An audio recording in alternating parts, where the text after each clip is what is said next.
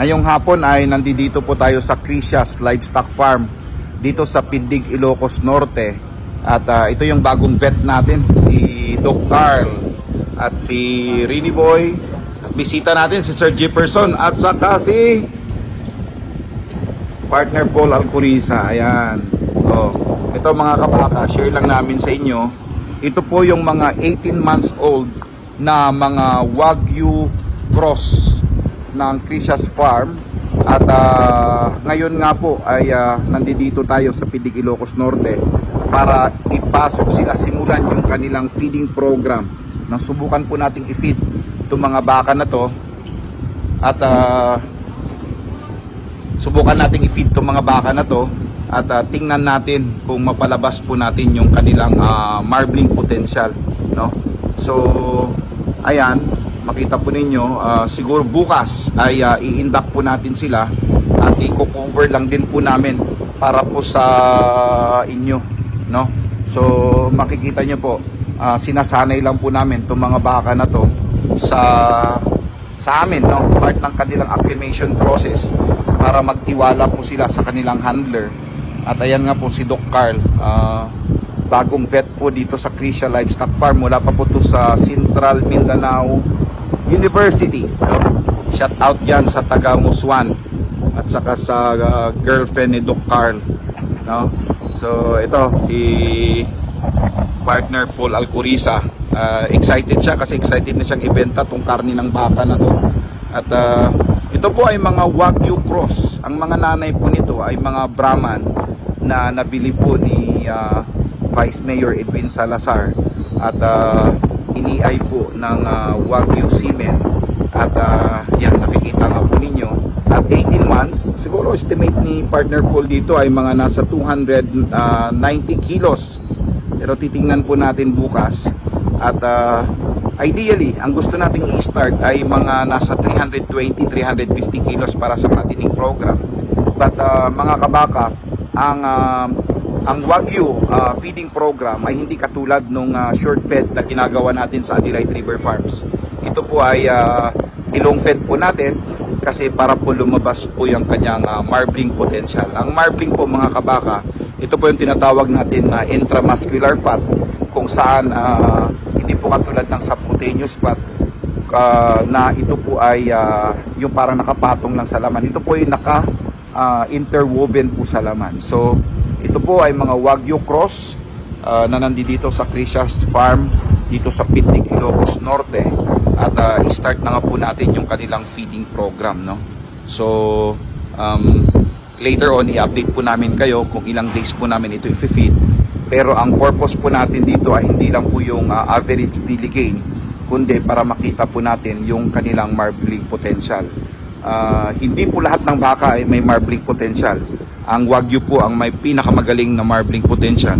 Kung nagtataka po kayo bakit payat itong mga baka na to, dahil nga po gusto natin na ma-develop muna yung kanilang bones, no?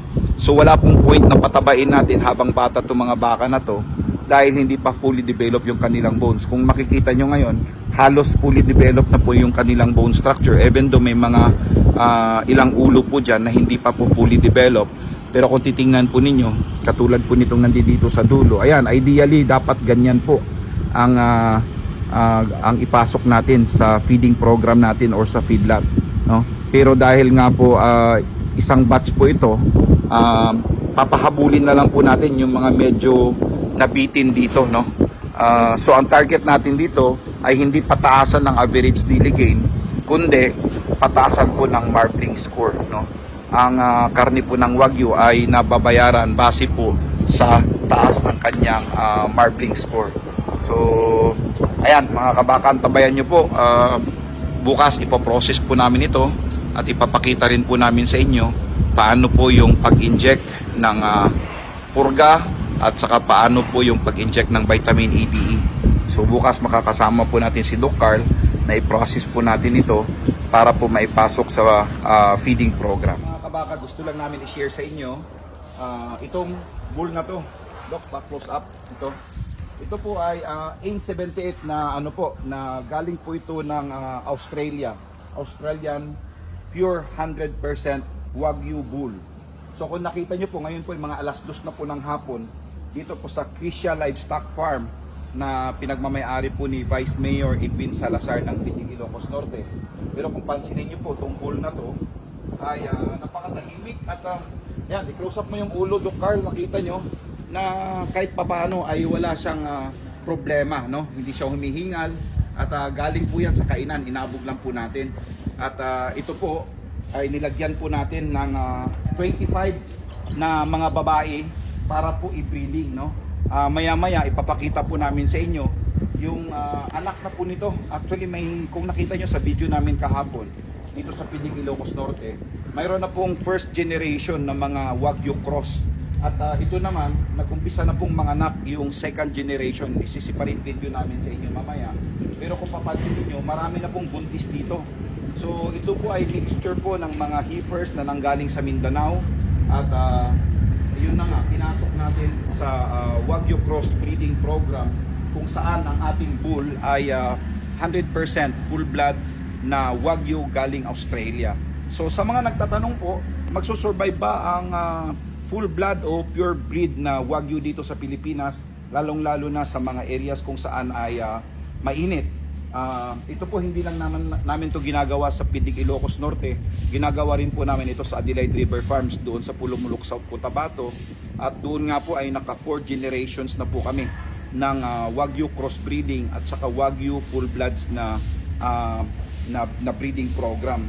So hindi po problema yung mainit na lugar at yung walang bubong. So kung tatandaan nyo po, sa Australia o sa ibang mga may cattle industry, by nature o natural, wala naman po talagang bubong ang mga baka nila doon. So yun din po ang ina-adapt nating concept. Kaya napapansin ninyo medyo naiiba yung ating mga sinishare nating mga experience. Pero ito po yung actual na experience na sinishare po natin, no? So tayo po ay talagang humahanga sa galing po ng ating Vice Mayor dito sa Pitik, Ilocos Norte, kung saan ay naniwala po siya sa atin at nakita nyo naman, mayroon na pong mga Wagyu dito, Wagyu Cross dito sa Crisha's Livestock Farm na ready for fattening. At ito nga ngayon, nakita nyo, nakasalang na naman po yung kanyang full blood na Wagyu bull para po sa tuloy-tuloy na breeding program.